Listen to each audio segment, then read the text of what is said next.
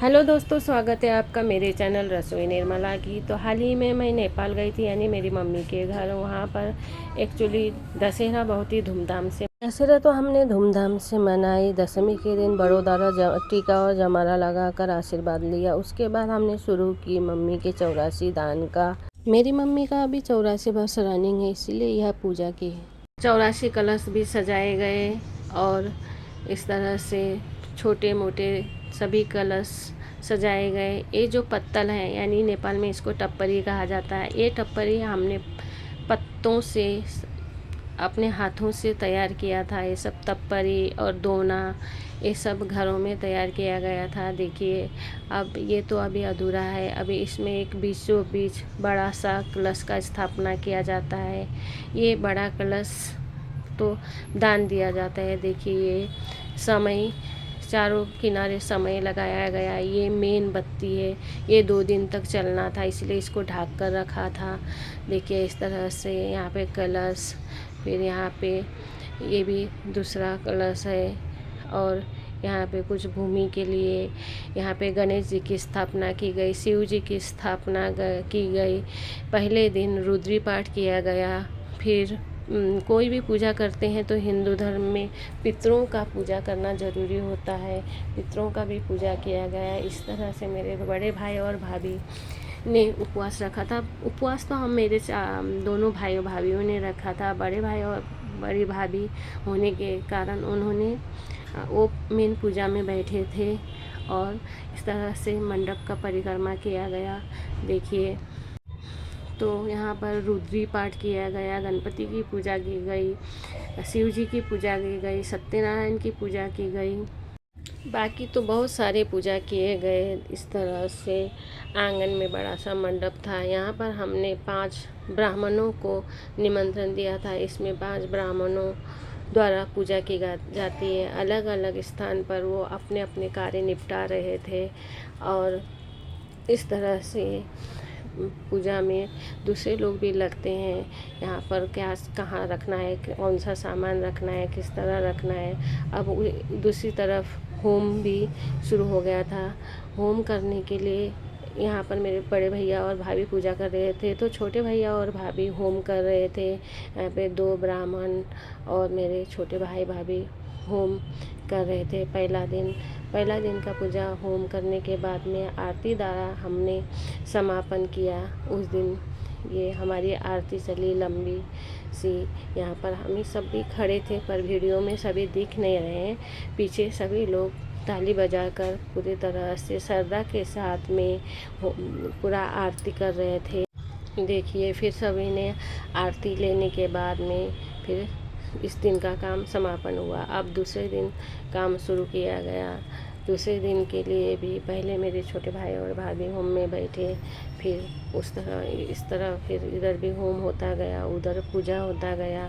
तो इस दिन अभी मम्मी को भी हमें पूजा के लिए बैठाना था दूसरे दिन, तो मम्मी को भी बैठाया गया। बाद में फिर मेरे बड़े भाभी ने भी होम किया। और उस तरफ फिर दूसरी तरफ वो पूजा मेरे छोटे और भाभी कर रहे थे। फिर यहाँ पर मेरी मम्मी पूजा के लिए बैठी। ये देखिए, बड़ा सा कलश आपको दिख रहा है बीचों बीच, ये भी कलश है। इस तरह से पूरा सजाया जाता है। यहाँ पर मम्मी ने सफ़ेद अक्षता के द्वारा पंडित जी के बोलने अनुसार वो पूजा करती गई। जो भी है यहाँ पर पूजा करती गई। उनको जैसा जैसा कहा गया वैसा वैसा वो पूजा करती गई। और अब यहाँ पर आया सयादान यानी पूरे सामान दान किया जाता है। जो भी लगने वाला है एक आम इंसान को रोज़मर्रा की ज़िंदगी में या दिनचर्या में जो भी सामान लगता है वो सब सामान यहाँ पर था। पलंग था, गद्दा था, फिर बेडशीट, ओढ़ने वाला कपड़ा, फिर गांव में मच्छर बहुत रहते हैं, मच्छरदानी, पीने का सामान, ये सब मेरे दोनों भाई और मेरी मम्मी थे। और ये मतलब दान कर रहे थे। छाता है, लकड़ी है, मतलब मम्मी को दिया जाता है। और हम भी उस तरफ काम कर ही रहे थे। यहाँ पे देखिए 2 पंडित एक्टिव होके, ये पंडित मंत्र उच्चारण कर रहे हैं और दूसरे पंडित उसी हिसाब से उनको इंस्ट्रक्शन दे रहे हैं कि आपको क्या क्या करना है। तो इस तरह से सब विधि विधान के साथ पूजा चल रहा था। देखिए अब यहाँ पर आएगा लास्ट में गौदान, ये लोग ने सब अच्छता लेकर अब वहाँ पर जो दाल चावल धान सब्जियाँ जो भी हैं वो सब सब्जियाँ रखी हुई थी, सब यहाँ पर ये एक एक करके दान कर रहे थे। अब यहाँ पर गौदान करना भी रह गया था। गौदान के लिए यहाँ पर एक्चुअली अभी कोई भी ब्राह्मण गाय लेने से मना करते हैं, इसीलिए एक ऐसे ही गाय तैयार किया गया और गाय के बदले में कुछ पैसे रखे गए और यहाँ पर उस बनाए हुए गाय का पूंछ पकड़कर मेरे भाई और भाभी लोग दान कर रहे थे। फिर इतना होने के बाद देखिए अब हमारी आरती शुरू हुई। इसमें भी सभी लोगों ने आरती ताली बजाकर भक्ति भाव के साथ पूरा आरती किया। पहले दिन तो इतने मेहमान नहीं थे, पर दूसरे दिन सभी मेहमान आए थे जिनको जिनको हमने न्योता भेजा था। सभी मेहमान आए थे, सभी ने आरती किया। तो अब आई मम्मी की बारी। हमारे में जो कोई भी शुभ काम होता है तो यहाँ पे दुर्ब का माला यानी दूब का माला बनाया जाता है। मम्मी को भाई ने दूब का माला पहनाया, फिर सफ़ेद फूल का माला पहनाया है। मम्मी को लाल कलर नहीं पहनती मेरी, इसलिए उनको सफ़ेद। फिर मेरे भाइयों ने मेरी मम्मी को टीका लगाया, फिर मेरी मम्मी ने मेरे भाइयों को टीका लगाया। एक्चुअली मेरे भाइयों ने मम्मी को पीला टीका ही लगाया, मम्मी ने उनको लाल टीका लगाया। फिर मेरे दोनों भाइयों ने एक एक करके मम्मी के पाँव छुए, उनके आशीर्वाद लिए।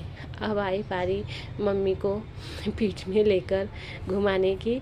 इस समय मम्मी को बड़े भैया ने पीठ में ले लिया और मेरे छोटा भाई ने पीछे से सपोर्ट दिया। ऐसा तो गिरती नहीं, पर उसको डर लग रहा था और परिक्रमा तो सबको करना था उनके पीछे पीछे, पर मेरे भाई को डर लग रहा था कि कहीं बड़े भैया गिरा ना दे। यहाँ पर मेरी बड़ी मम्मी ने मेरी मम्मी को टीका लगाया, क्योंकि हमारे घर में सबसे बड़ी मम्मी यही हैं। मेरे पापा के कोई भाई भी अभी बचे नहीं हुए हैं, तो बड़ी मम्मी ने सबसे पहले टीका लगाया, उनको मम्मी को आशीर्वाद दिया। फिर उसके बाद मेरे बड़े घर के सबसे बड़े भैया हैं, इन्होंने मम्मी से टीका लगवाया और मम्मी का आशीर्वाद लिया और मम्मी को साड़ी या कुछ गिफ्ट दिया। फिर ये मेरी बड़ी भाभी हैं। इसी तरह सभी भाई भाभीयों और दीदियों जो भी थे घर में आए हुए थे। बहुत सारे काम मेरे पास वीडियो और फ़ोटो नहीं, जितना मेरे पास था उतनों का मैंने किया। ऐसे मेरे तो पूरी फैमिली मिली, मतलब एकजुट होकर कोई भी कार्यक्रम करती है, कभी किसी से कोई राग द्वेष नहीं रखते। इस तरह आए हुए एक एक करके मेरे भाई दीदी बहनी सभी लोगों ने मेरी मम्मी को टीका लगाया, मेरी मम्मी ने सभी को टीका लगाया, आशीर्वाद दिया और जो भी होता है छोटा मोटा दक्षिणा सबको दिया। तरह से सभी आए थे। हमने ज़्यादा लोगों को नहीं बुलाया था, कम ही लोग थे, अपने जो खास लोग थे उन्हीं को बुलाया था। तो इस तरह से एक एक करके सभी ने आशीर्वाद लिया। उसके बाद फिर फ़ोटो सेशन चला, एक एक करके सभी ने फ़ोटो खिंचवाया मम्मी के साथ में, आपस में किसी ने। इस तरह से हमारा पूरा, ये देखिए ये मैं सभी सामान बटोर रही हूँ पंडित को देने के लिए। अब यहाँ पर हमने रात को केक लाया, केक काटा। ऐसे तो मेरी मम्मी का बर्थडे दिसंबर में पड़ता है, पर हम उस समय वहाँ नहीं होने वाले थे, इसीलिए बच्चों ने प्लान किया कि आज ही मम्मी का बर्थडे मनाना है, इसलिए हमने केक लाया। रात को तो कोई नहीं था, सब मेहमान चले गए थे, बस हमने हमारे भाई बहन भाई के बच्चों ने केक काटा और बर्थडे सेलिब्रेट किए। मेरे पूरे परिवार को इस दिन को मेमोरेबल बनाने के लिए थैंक यू वेरी मच।